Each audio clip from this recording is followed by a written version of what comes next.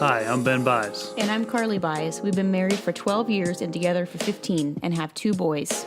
This is our story of a controlling church and spiritual abuse and how it shook our relationship and clouded our view of God. Our desire is that our honest view of pain and trauma in relationships can provide hope and the courage to hold on when life does not turn out as planned. While also providing a dash of humor and loving banter. We are still working to find wholeness, and we welcome you on our journey.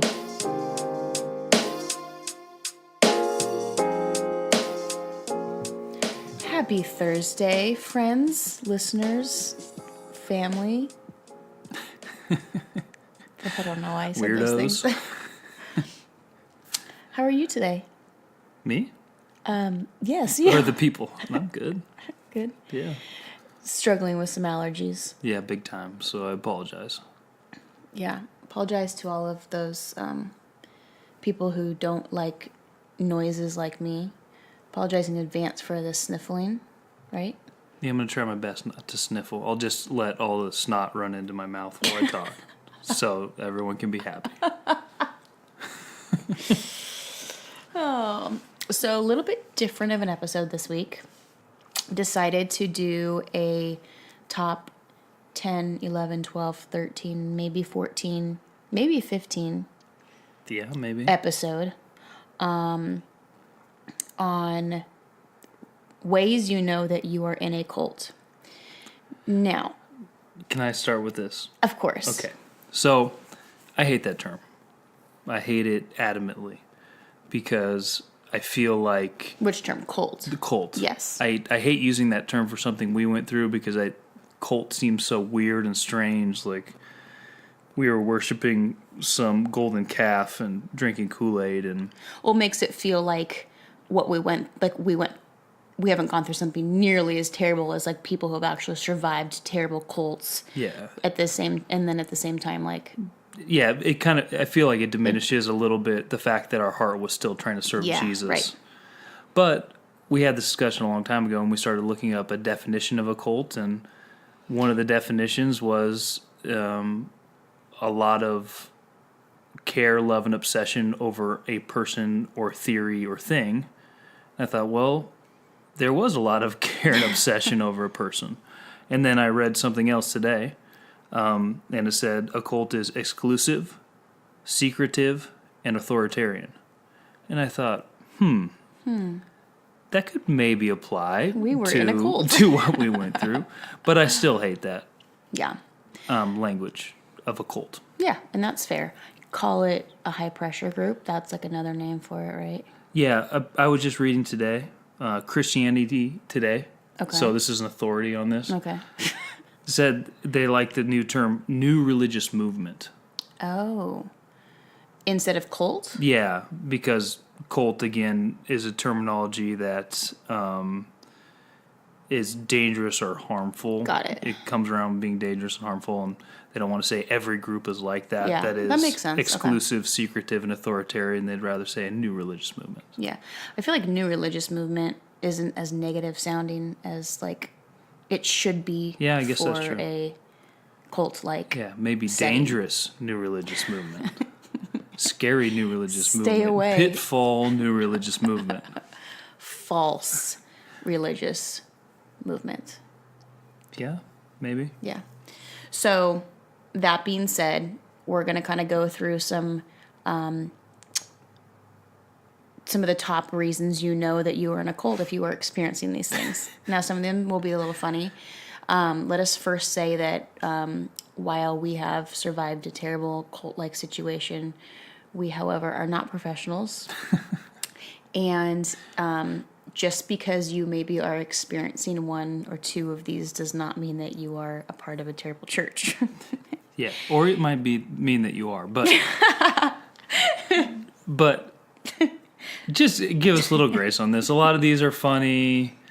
Some of them are real, but I think you can pull the truth out from this, and I think there are what we will share are some consistent themes in groups that maybe are unhealthy. And we'll share our experiences on each of these topic, reasons, whatever. And our goal is not to be offensive, obviously, but if you're offended, I'm sorry, that's your bad. All right. Just go ahead, Ben. Okay, well, Let's- I'll start with number one. We'll start Okay. with this is In no particular order. No particular order. This is a lighthearted one, sort of, but the lightheartedness has a little truth in it. Number one reason you might know you're in a cult, if when you get a paycheck, you go to the bank to deposit the money and get a bunch of ones in return. $1 bills. Now, some people might think that is for something inappropriate, that you would be paying a lot of $1 like you go bills. to the bank and I ask went to the for bank. ones back. Okay, got it. I deposit a check, a paycheck, well, or maybe just some kind of check. I don't know what. And Sure in wasn't a return, paycheck. you don't ask for 20s or 10s. You ask for ones. And the reason you ask for ones is so that when church comes, you can throw the ones on the altar while the pastor is either preaching or leading worship to show that you fully support what is going on. So that's the number one thing. You get a lot of ones and you come to church with just a pocket full of ones and you just throw them on the altar one after the other as a pastor brings a word. And if you don't, you are not supportive enough. Yeah, you're not supportive. And And do you even believe what he's saying if you're not? Apparently throwing not. it? Like, I didn't put that's ones a on. measure of your belief. Yeah, if I put 20s down, I'd really believe. Yeah. I'd probably have something. Oh, one of the weirdest experiences we ever had, by the way. Wait, where are you going with this? This might be one of my things. Here, tell me in my ear. Okay, hold on. Just one moment, please. Okay, we just discussed it. I'm not going to say it. This is one of Carly's things. This is one of my cult awareness red flags. Okay, so that was number one. You get a paycheck, you go and you get ones in return, not because you're going up in the club, but because you need to throw those dollars on the altar. Yeah, you're going up in the Jesus Club. Yeah. I'll just say the one that Ben was going to say, not knowing that he was going to be saying one that I had thought of.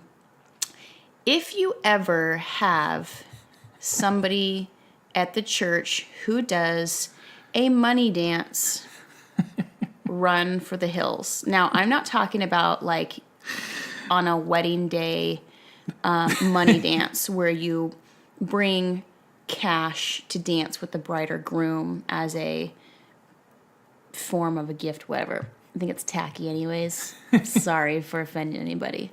But not that type of money dance. No. I mean, if somebody comes to your church dressed in all green because money is green and dance to, what kind of music was it? Well, you have to remember she brought her own stage.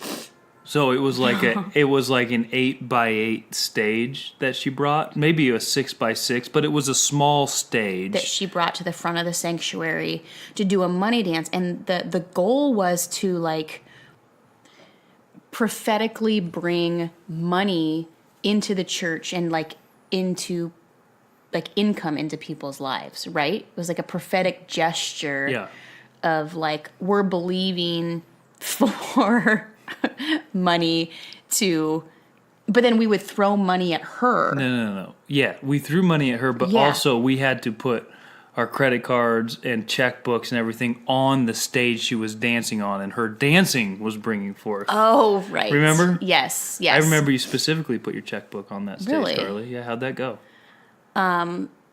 She was a false prophet. It did not work. It didn't work. But that was probably I remember that was one of the weirder things. And that was still like pretty early on. Yeah, that was before we were married even. Was it? Yeah. Oh, wow. Okay. So, I mean, while things still were like shocking us on a weekly basis in terms of like, oh, wow, like I didn't grow up with this. I've never had this at my church, or, you know, like, wow, streamers, wow, banners. The money dance was like next level. And while a lot of the other stuff didn't really bother me, it was different, but it didn't bother me because I was having an experience with all those things. The money dance, I remember just straight up being like, this is freaking weird. Like, this is just weird. And she was I don't know. She wasn't from our church. Where did No. she even come from? Did she like travel doing this? No, I'm sure she makes came a to our lot of church money on doing it. it. She came to our church on and off, Okay. and her husband played in the band every once in a while too. Really? Yeah, yeah, her husband was one that the pastor looked in his face and said he had a demon of pride in him. I don't remember him. Yeah. No. Anyways, yeah. So if that's going on, you're for sure in a cult. Yeah, and the crazy thing about it is, the only reason I could survive that kind of stuff, because I'm like, okay, how is this even God right now? Is because we get done with the service, and then obviously me and Carly weren't married yet. Not obviously, I just said that, so it's obvious, I guess. And we would meet with the pastor in our armor bearer meetings, and he would just say, yeah, that was wrong. You got to let people fail sometimes so they can. Oh, really? Go, yeah. When weird stuff like that happened that you knew was just like so out of the ordinary, it's like, I can't get on board with this. He would always smooth it over and be like, yeah, sometimes I got to let people do that so that God can convict them and they can see that. I don't know. No, you never told me Yeah, that. that happened with a few things. I remember one time too, a guy came who said he was a prophet, and Which was very normal. Yeah. Like that was. he said, God has kept me up all night for a word for your congregation. And he talked about the parable of the sower and how when seeds come, some would spring up, some would be choked out, some would give 100-fold. And he said, God kept me up all night saying, you know what that is? Those are different levels of hearing the word. And I thought, that's what the actual Bible says about that. Like, I don't know why God had to keep you up for minutes. that. That's actually how Jesus interprets the scripture in the Bible passage. Sorry you lost so much sleep over that. That was the same guy who was like, I got a Rolex. I got 3 Rolexes. These are real Rolexes. And I remember looking at him like, are they really? I know where Santee Alley is. Did God keep you up to tell you that too? Because... All right, let me go to the next one because it kind of falls in love with in line with this. Sorry, falls in line with this. And this is kind of a joke too, and kind of true. If your church is based fully on 5-fold ministry and everybody is basically Barf. something, so the 5-fold ministry is in Ephesians: some apostles, some prophets, some pastors, some teachers, some evangelists, and I think that is completely true. God gifts everybody differently. Mm-hmm. But I'm like, there was a major shift in our church when our pastor said he demanded to be called apostle. Yeah. And honestly, that was one of the turning points I felt like in our church where it was like, no, I'm an apostle. Mm-hmm. I'm not just a pastor. I'm not just a pastor. I'm a planter and I'm an uprooter. And doesn't an apostle like depict all of those things? Basically, it's like the top that's level. What he would say. Yeah, it's like the top level of all of those things together. In more of an administrative role, and I'm not saying any of that stuff is bad, but here's what I think. Anytime a pastor demands on a certain title, you're in a bad spot. Yeah. When did Jesus ever demand a title? I mean, honestly. If our model is supposed to be who Jesus is, when did he ever demand a title from anybody? When did he ever say, oh, you didn't call me the Son of God? How dare you? And what was our pastor's defense? Like, what would he say to something like that if someone were to say that was never brought up? Okay, so you don't even know what he would say no, or how he would try to defend that? I just remember thinking through it, and even scripturally, Jesus said, not many of you should be asked to be called teachers because you'll be held to a higher standard. And then someone calls him a father. He said, there's not any father but Father in heaven. Don't call me that. Jesus almost backed away from that, saying, yeah, I'm the Son of God, but I don't need special titles. I am who I am. I'm going to do what I'm going to do. My concern is for the people, not for what you're calling me. Mm-hmm. And yeah, he asked the disciples, who do people say I am? And they end up saying, you're the Son of God. And he affirms it. But I just never see Jesus getting bent out of shape because someone didn't come to him and say, oh, Emmanuel, Messiah, Son of God. And to have someone demand that kind of saying, you're disrespecting me by not calling me apostle. Yeah. I just think that's not in line with who God is or who Jesus modeled in ministry. At what point in our time there did he start demanding that? Do you remember? I can't remember. But I do, thinking back at it, remember. Was it after you became an armor bearer? Yeah. Okay. Thinking it became such an overarching, no, he's not pastor, he's apostle. Yeah, and it was almost just offensive like, why, to call him pastor. Because we just called him pastor, not like pastor and his first name Yeah. or anything like that. He was just pastor. Yeah. Because he was our pastor, and it was like endearing to say like just calling him pastor versus like, Pastor Ben, like calling you that or something. So next one would be sleep deprivation. And this is the best way to gain control over somebody is causing sleep deprivation. That's why it's a torture tactic. Mm-hmm. And, but go ahead, Ben, you can speak to this. well, from a sleep-deprived human being, no, I think throughout the history of really wrong religious movements or cults, the way that people would become controlling is to deprive people of sleep, because then you can't think clearly, you're overly emotional, you can't work through things intelligently, you become easier to manipulate because, well, maybe it's just because I haven't slept, maybe I'm thinking things or seeing things, and this is legitimately a cultish tactic. Yeah. Sleep deprivation. And I think in a lot of these religious movements, it's done in the name of, well, if we have to work this hard, or you have to do this to show yourself approved, or you have to show that you care so much. And in the end, all that sleep deprivation is making you more susceptible to someone else's influence. Yeah.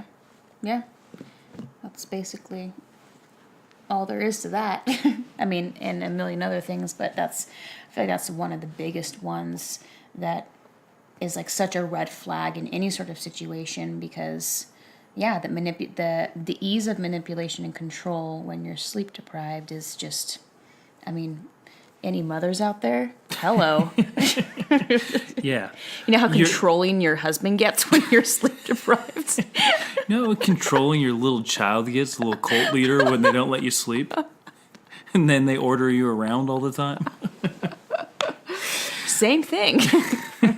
Basically. Okay, the next one is if you attend a church and international's in the title.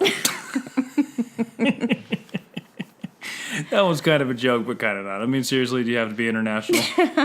Well, why was that the case with ours? Like, yeah, international. Because we were was gonna the end of because our church we were name. multicultural and. Well, he was an apostle to the nations. Oh yeah, and he's an apostle. What to does the that nations. mean? That means he's an apostle to the nations. I mean, what else does that not mean, Carly?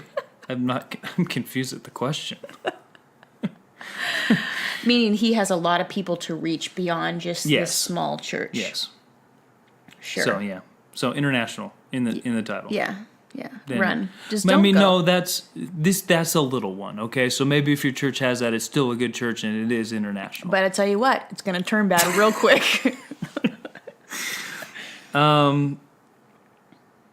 So here's one that we both experienced with family members is you have a church where, and we've mentioned this before, you have to be good enough to visit. Mm-hmm. So it's not an open, hey, invite your friends, invite your family. It's like, oh, you better make sure your family's right before they come. Mm-hmm. Or you better make sure your friends are right. And there was still an aspect of evangelism where we're bringing in others. But if there's someone you specifically brought because you thought they'd enjoy church and not in an evangelistic sense, then they better be right.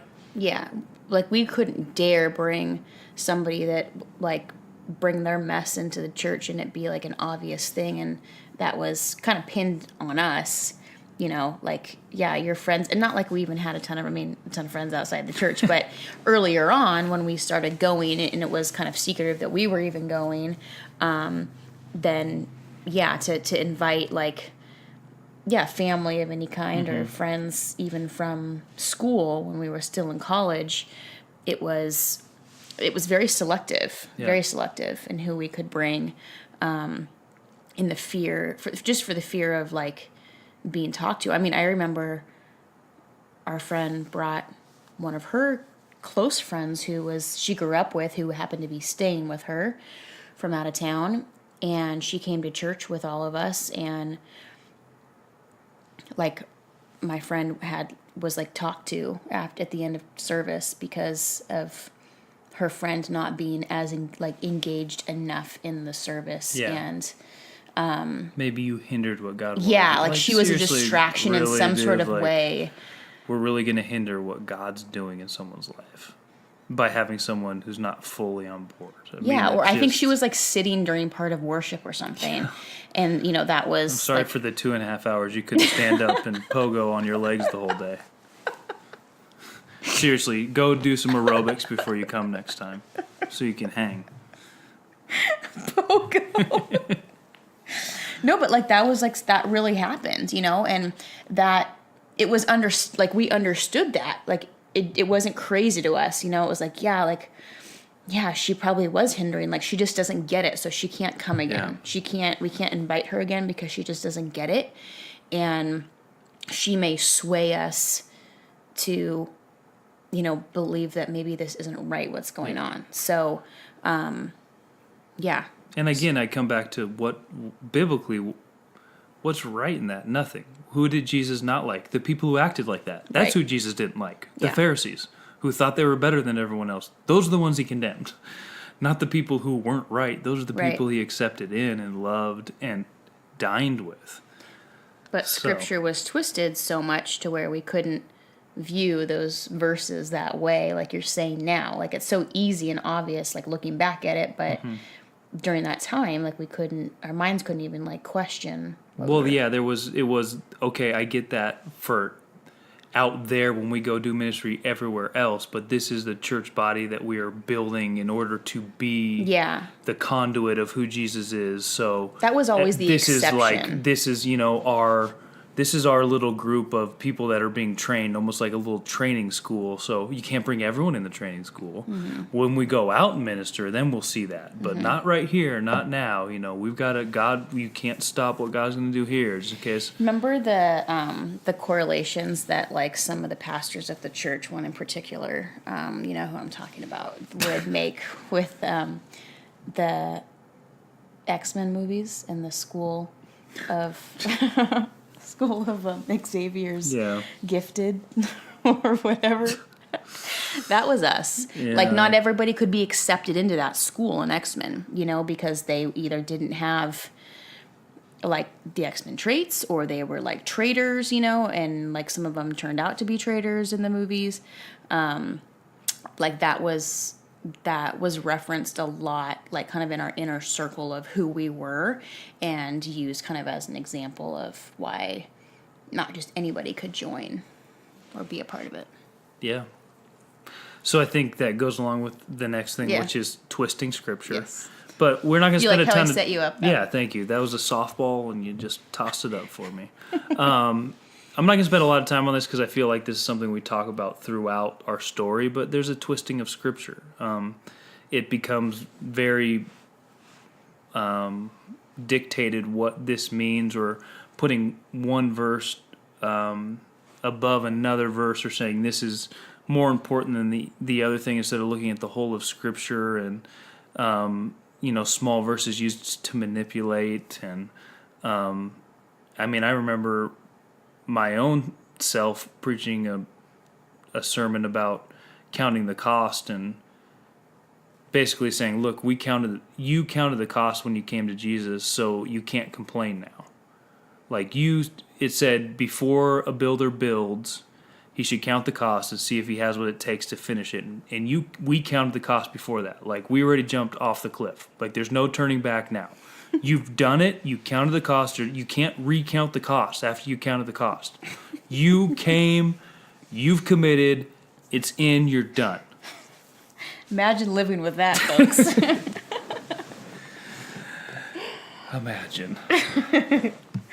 But even just like hearing you say that, like just solidifies even more how there was such a fear of me even being able to come to you to communicate that I was struggling with counting the cost. I didn't want to count the cost. She did count the cost when she received Jesus, not this church.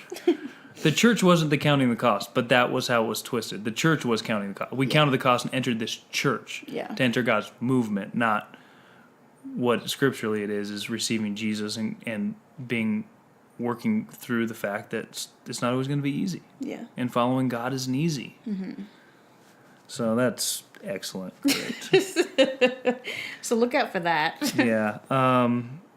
Another quick, serious one. If the church doesn't have an elder board, or if the elder board is just basically the head pastor's puppets, which was more like our situation. They weren't necessarily his puppets, but they were all people that he led to Christ. So they all looked up to him, and no one could stand up to him. But they weren't considered even an elder board, though. They were just associates. No, it was. Well, what, for like tax purposes? Yeah, I think probably. But it's a big deal to have some checks and balances in the church. Yeah. Like, not even just like financially. Yeah, just. I mean, financially for sure. Because we all know what a mess that was. Yeah.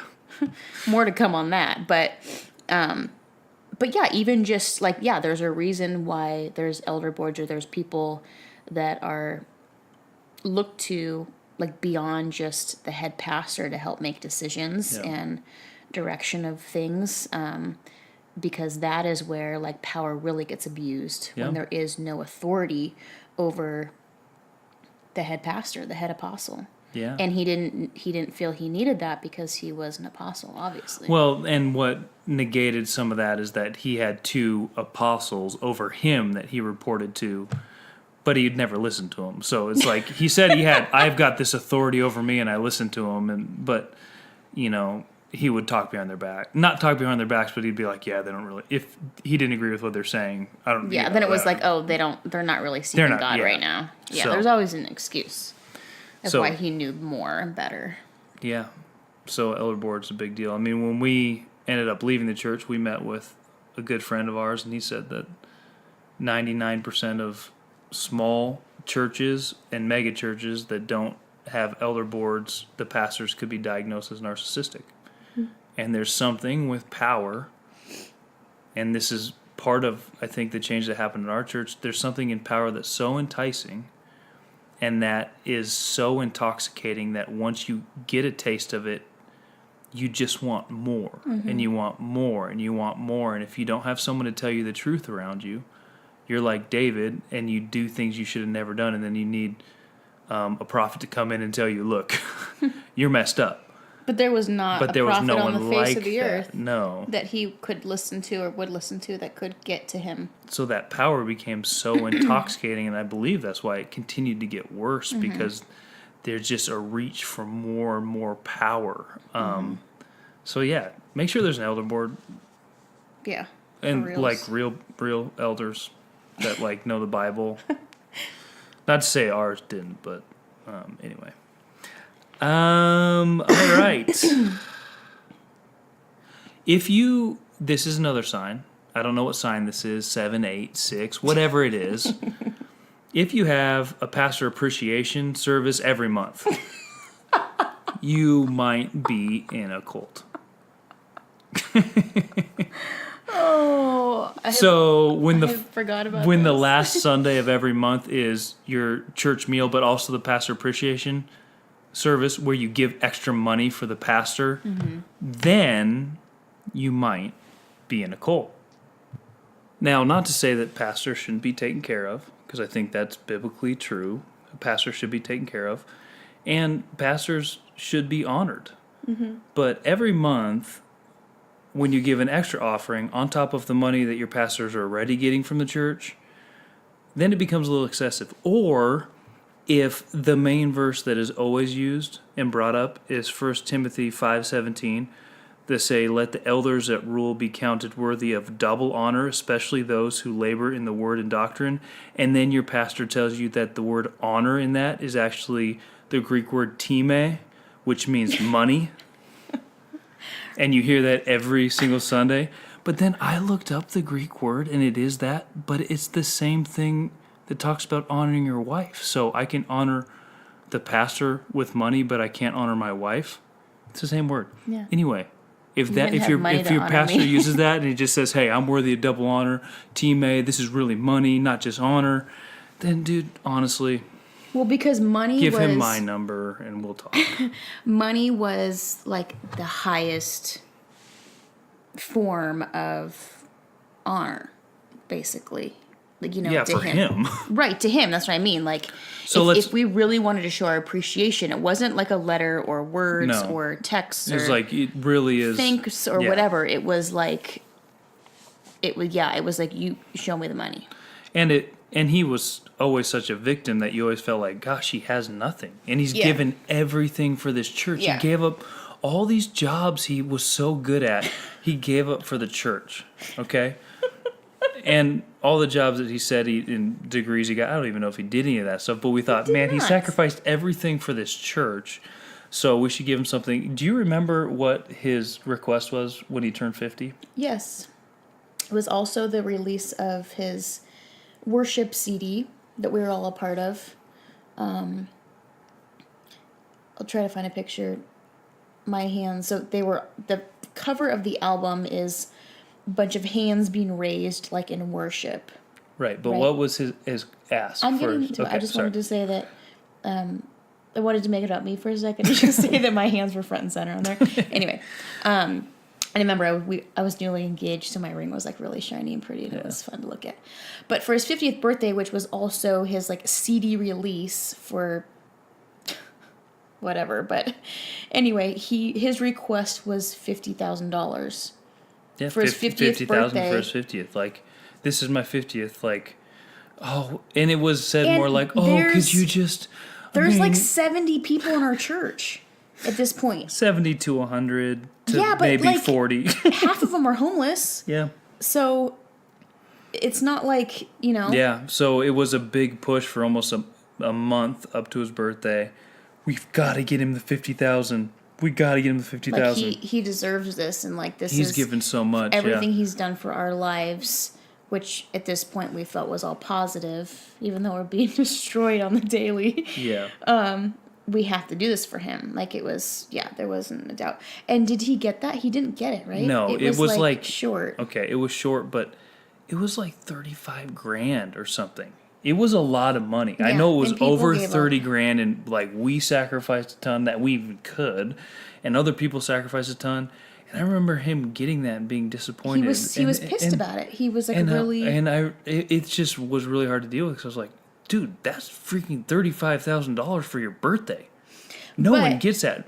And I think partially because in my mind I thought, well, he's making nothing. Like maybe this Yeah. is his salary for the year. Come to find out, when we had left the church, I mean, we found out that he was taking over $100,000 a year from the church. So he was making six figures Yeah.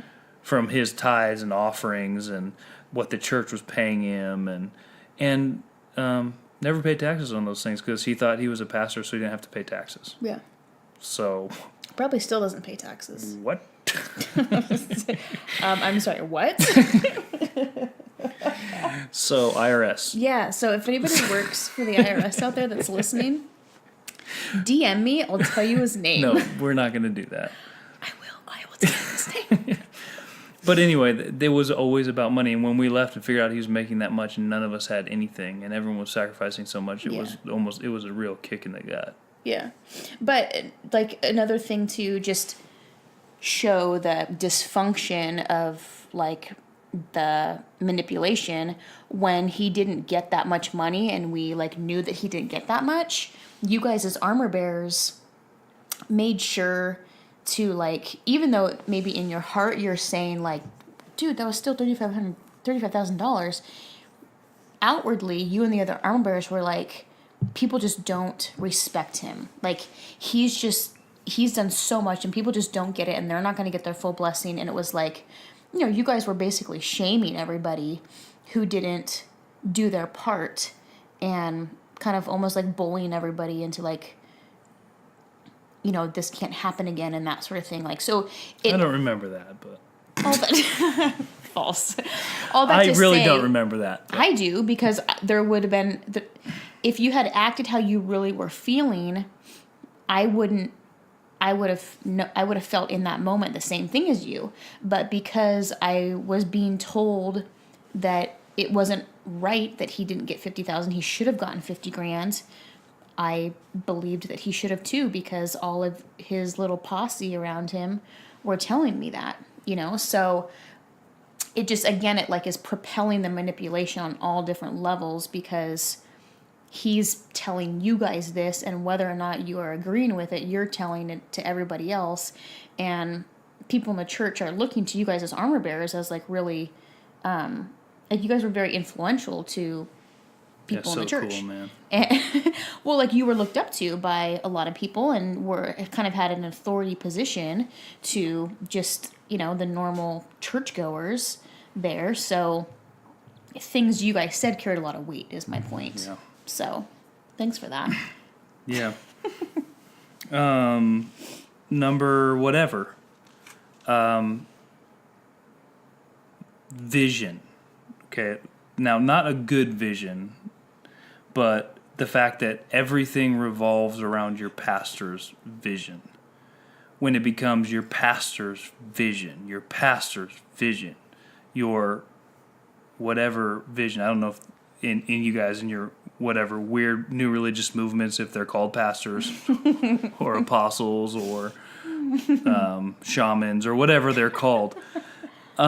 Just know that if it becomes so much about their vision and lose sight of God's vision, then you might be in a cult. Yes. Because God's vision is the most important. Yes. And not a person's vision. Yes. Anything to add on that? I think you summed that one up. Okay. Let's see what else I got here. This is the final one that I have. Okay, let me say mine first. Okay, Carly can say hers. So you may not even remember this, but if you are at a church where you have to, like when you walk by somebody during service, or like let's say you need to use the restroom, or it's first Sunday, so you're helping cook the meal for the congregation, so you have to walk through the sanctuary or walk by some people to get to the kitchen in the back, blah, blah, blah. So as a way to like sort of excuse yourself, or be like things, either somebody's preaching or there's worship going on, you can't just walk by and just like it kind of just hurry and excuse yourself. You need to put your index finger up as you walk by people, sort of as a like form of respect, like with your head down, sort of like, excuse me. I wish I could do a visual for you, because this audio is just not doing it. So I hope you can. I hope I can describe this well enough for you to like fully grasp just the vibes of this. I totally forgot about that. This bathroom going situation. So yeah, you index finger walking up, almost like you're pointing up to the ceiling, and you kind of like look down, like in it's almost like pointing your index finger up was sign language for excuse me. Yeah, it must. Is it? Is this sign language? Is this sign language for excuse me? But and people would kind of do it like in a like timid sort of way, like kind of putting their head down, sort of like, excuse me, sorry for like walking by you during service, excuse me, sorry if I blocked your view for a second. But that was like such a habit that we all, gosh, I totally forgot about that. Totally just did, everybody did it. Like, and even the people that, like some people were way more like charismatic with it and like way more theatrical with it, and then there were others that just put their finger up and just walked by. Like there was no like I don't know, they couldn't care less that they were like walking by in front of you for half of a second. But the finger going up was like, I remember a very interesting thing when we first started going, but then you just caught on so quickly and everybody did it, and then we started doing it. Totally forgot about that. And I remember even when we left, it was such a instinct to do it when you are like trying to excuse yourself from a situation, whether it's like a conversation or, yeah, but Yeah, maybe it was your instinct. I don't know if I ever left church. I just well, you I never learned left to church. yeah, Like, you I couldn't- learned to absorb my own pee inside my body. Okay, Schmidt. I can't possibly leave. Right Yeah, now. I there's have to no. pee so You bad, were but never no, I allowed can't to be possibly leave. excused for any sort of reason, and if you were following him, so you didn't need to put your finger up. I guess I don't know. I guess that wasn't. But- Yeah, that's crazy. But that, That you would if do your something church like that, does yeah. that, that's really weird, and you need to talk to somebody about it. All right, the final one I have. Also, if any of you have ever attended a church that does that, please let me know. Like, I really want to know if anyone else out there has seen this or experienced this, because I just that's need to know. interesting. Yeah, I need to I'd know. like to know that also. Yeah, like what's the origin of this? Okay, go ahead. All right, the This final. is your last one? Yeah, this is the final one I have. There's always someone coming against your ministry. Yes. So everything is a demon coming against your particular ministry. So it's not. Now I believe in spiritual warfare. I know there's a lot going on in the spiritual realm, and everything that God wants to do is being opposed. Get it? I'm on board. What I don't get is with everything that happens is coming against your particular ministry, because your particular ministry is so important that everything in the demonic forces are coming against you. And when that little tile pops up, that little glue demon is coming against your ministry so badly. But what I Tile remember, demons. but no, it was a glue demon. All right, Oh, the tile was influenced by that glue.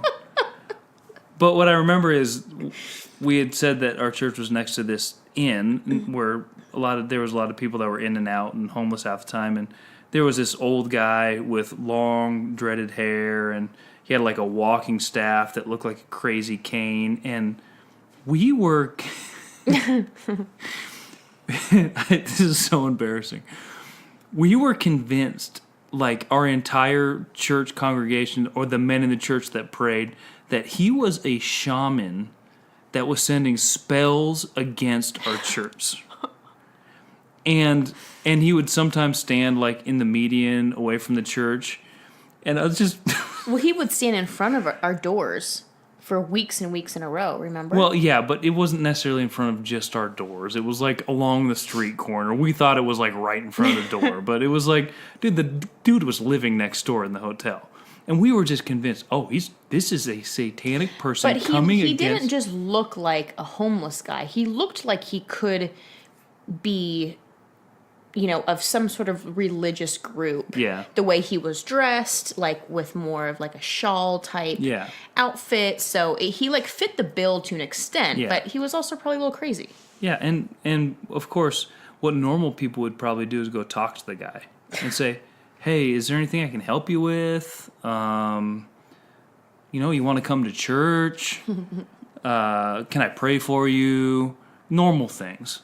But no, not us. We vehemently, whatever, I don't know how to say that word, prayed against that guy so hard. I will never forget, he was standing in the median before one church, and one of the pastors went out, and he's yelling across at him, "In the name of Jesus, I rebuke you." In the name, like screaming at the top of his lungs, and getting all red faced, screaming at the top of his lungs. And I'm like, I don't know. I don't think that guy's out there shouting incantations. He's probably drunk right now. It's just, he's probably in the median because he drank all night. Oh, but he was definitely that shaman, Yeah, that he was demonic against us, shaman man. that was coming against us. Was there anything that you remember that happened or that wasn't happening that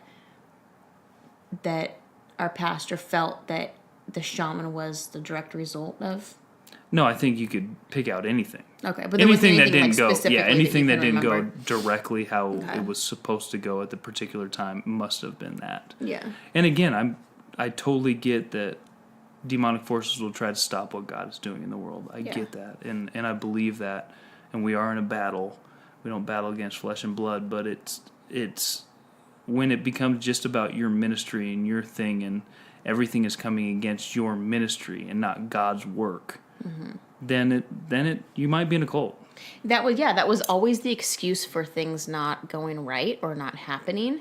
And that was something really hard for us, at least me personally, to learn to deal with in a healthy way once we left the church, when things didn't either fall in line. Like, it was so works oriented, then you didn't do this enough, or you didn't do that enough, or, like, what's coming against you. And really it's like, no, maybe there isn't a reason why this happened or didn't happen. Like, it just, Maybe it's life. yeah, maybe it's just life. Exactly. And it doesn't always have to have like some spiritual, connection, but everything had to have some sort of spiritual connection. And if things weren't going right, then it was like, okay, who is either bringing some sort of demonic spirit into the church, and they need to get out. And many people were kicked out. Oh my gosh, remember people being kicked out of service Yeah. because they would bring in, they didn't leave it all on the altar before coming into the church. Yeah. Anyways,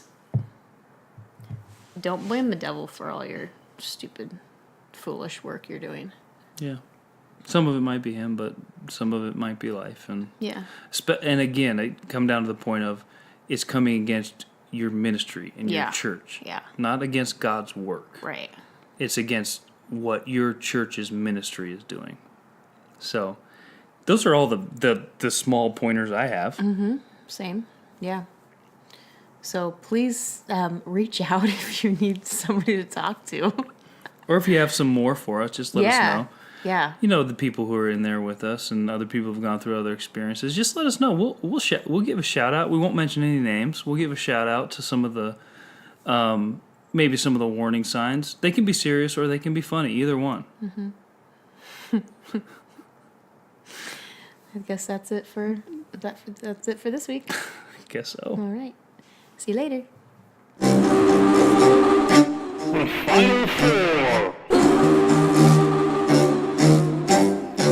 So we thought of many more obsessions. So our final four this week is obsessions part 2. And I guess we just have 4 total, right? Yeah. You thought of 1 more. I thought of 3 more.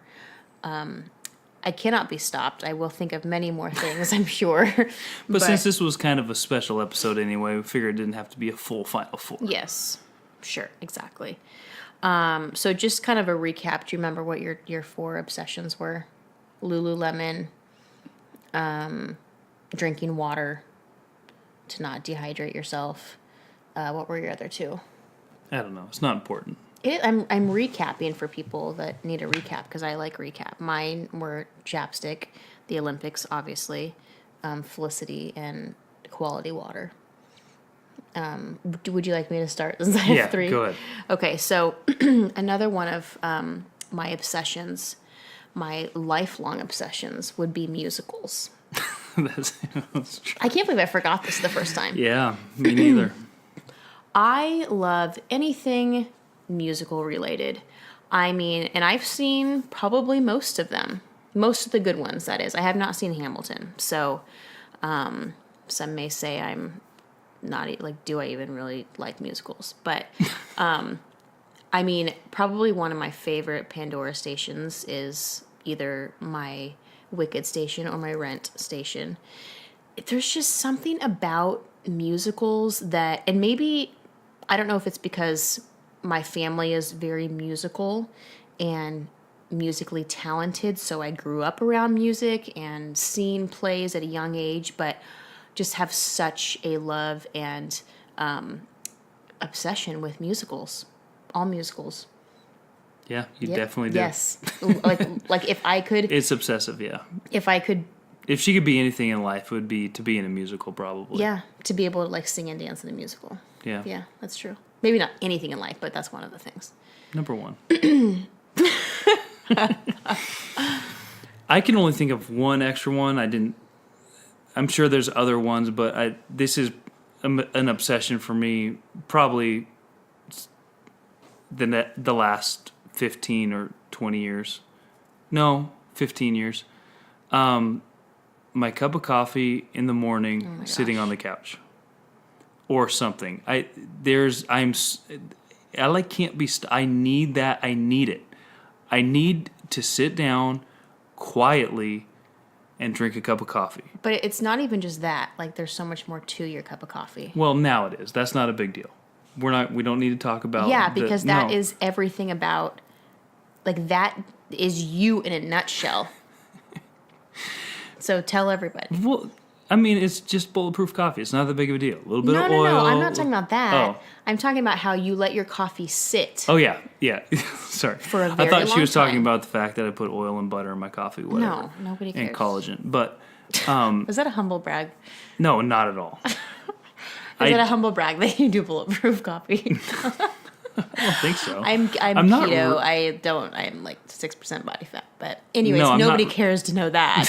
I'm actually not. But, yeah, I do. I need the cup of coffee and this is why I have to get up before my kids. And when they get up, when I get up, I'm a horrible person because I'm like, just give me my time. Go watch a movie or something. I need my time right now with my cup of coffee to take a deep breath, let it cool completely down, and then chug it. Yes. I think that is what is most interesting about this story is that it's not that you like to get up and sip your coffee by yourself and like enjoy coffee like a normal human being would do. You let it sit so it cools completely. Like you hate things that are hot. Overly hot, yeah. Yes. You want to be able to. Or overly cold. Just Yes. the extremes in Yeah. food and drink heat are just not okay. But I with think me. it's because it's hard for you to like slowly enjoy something. It is. Like, so this is more of an intervention, really. For you, and we talk about this all the time. Like, okay, you need to slow down to like enjoy your meal, Yeah. like enjoy your coffee. There's a reason why coffee is hot. Like, so you're not supposed to chug it, but yeah, you wait till it's super cold. not cold, okay, no, sorry. let's not say super No, cold. no, sorry. Lukewarm. Yeah, you wait till it's no longer super Right. hot, so you could drink it all in like 2 gulps. 3 Yeah, and gulps. then usually read something. I try to read my Bible, and I just there's something about it that just I need it. I'm obsessed with it. I have to have it. Yeah, I think that's a great obsession. I mean, that's not a bad obsession, Yeah, you know, but or like but it for sure a weird is. one or whatever. Yeah. For Well, you're sure just is. very like routine is very important. To you. So important to me. Yeah. Like I need routine. like a really important like yikes. Okay, my other 2. One of them is my obsession of all things sour. I love a good sour anything. I will take a lemon with salt. And then spicy and sour mixed is like, oh my gosh. # Mexican candy. The best. Chamoy with tahini on fruits. I mean, like, I can feel my glands salivating just thinking about it. But that was one of my cravings when I was pregnant was lemons Just and straight limes. lemon with salt on it. Yeah, which I would do All that the time. anyways. Like I would do that non-pregnant, but it was just like very much to the extreme when I was pregnant, which is crazy because usually I feel like they're things that you wouldn't normally do. But yeah, my cravings were just everything I already loved, just times 1,000. Bean burritos. And Peanut butter and jelly. But yeah, sour things. chocolate malts. And Haribo has some of the best sour candies, or like tart-ish sweet candies. One of them being the Twin Snakes. Remember how good the Twin Snakes are? You like those. Those are super good. One is sweet, one is sour. They're connected in the middle. You can get them at the dollar store. Dollar Tree, not 99-cent only. We'll talk in another episode about how different those two are. We might not, but you can just call Carly and ask her, and she'll tell you. if you haven't learned already how important details are to me, they are very important. It's a spiritual gift of mine, details. But yeah, so sour candies, sour, just everything. I love sour so much. You can't think of another one? What about chewing gum? Well, I feel like we've mentioned that, but yeah, I mean, gum's complete obsession. Like, I thought we mentioned that before, but yeah, gum Yeah, for we sure. mentioned it in some sort of capacity, but it wasn't an I love obsession, gum. I thought. I'll chew a pack a day. It Yeah. doesn't matter to me. All right. Yeah. I love gum. Yeah, love gum. Like you'll usually take a couple sticks and put them in your pocket on a daily basis. Every day, yeah, at least. Anytime we go somewhere, there's 3 sticks in my pocket Yeah. for sure. Yeah. Like you're saying it like it's just so normal. It's totally normal. I don't see how that's not normal. You don't want your breath to stink, so. Oh my gosh. Okay. So my last one. This is a really big one. This is something that like I really cannot live without. And I'll explain every single reason why. Sure. Sure. Are you sick of me yet? No, not at all. I love it. Barred soap. Oh, yeah. And don't even snicker because I have turned you on to it. You didn't use bar soap before we got married. Yeah, I never used soap before we got married. No, Yes, I barred used soap barred is different than just soap. I used barred soap before. Okay, well, let me explain what type of bar soap I'm talking about. Dial antibacterial barred soap. It has to be antibacterial because I have a thing with germs. Big time obsession with germs. And, Big time. and I know people will say, like, oh, antibacterial is actually worse for you than regular. Okay, listen, I'm not trying to be saved here, so don't try to convince me of that. Same with the Diet Coke thing. Like, just let me live my life. So the antibacterial is important because I feel like that really does the job of, like, cleaning you best. I cannot take a shower without having barred soap. I will use body wash as well, but the barred soap has to go first because that does the job of like really cleaning, especially like if you go for a run or something and like you're actually like sweaty. Like body wash is not going to do the trick. I'm sorry. It's not. So if you need to stop convincing yourselves that body wash is enough. It's not. It's a 2-part process, the bar soap, and it's an obsession. I do suffer from a little bit of OCD. I'm sure this is not shocking to a lot of you. But I think growing up, we always used Dial barred soap. We usually used the gold one, so it was like that yellow bar of soap. And even like this, I can like even just remember the smell of it. It's like so nostalgic for me. But yeah, there's just something about utilizing the bar soap first in the shower that allows me to feel clean. And then using because bar soap is very drying. So you do need like a body wash to like help the moisture. So then you're not like super stiff and tight feeling. But anyways, that's a very important one. Like I even travel with a bar of soap when we go like somewhere. Yeah. Because it just is, it's that crucial. Yeah. It's very crucial. I mean, there's a reason why they make travel barred soap containers. Yeah. Because my theory is true. Yeah, because people have OCD. So you need people, you need to make money off people. That's not an OCD thing necessarily. It's more my need for it, I feel like, is OCD with like the cleansing, but Yeah. but it's also true. It's also a reality. And Carly has an obsession that if she gets one hand wet, the other hand has to also get wet. It's not an obsession, that's an OCD thing. Yeah, I can't just have one hand wet. Like, who wants one hand wet and like moist when the other one's dry and like stiff? That's terrible. I have to like wipe my other hand on my dry hand so it's evenly both wet. I can't have an uneven feeling. That's just weird. Who's the weird one? You're the weird one. I don't know. It could be. Maybe. I don't know. Yeah. So I would like to know if any of you can relate to any of these obsessions, or if you just think I'm crazy. That's okay. I don't care. I'll be cleaner than you, so we'll see who's laughing. True then. that. Yeah, Yes. for sure. I'm sure we'll think of more, but those are the 4 for the episode. And thank you again for listening. We'll see you next time.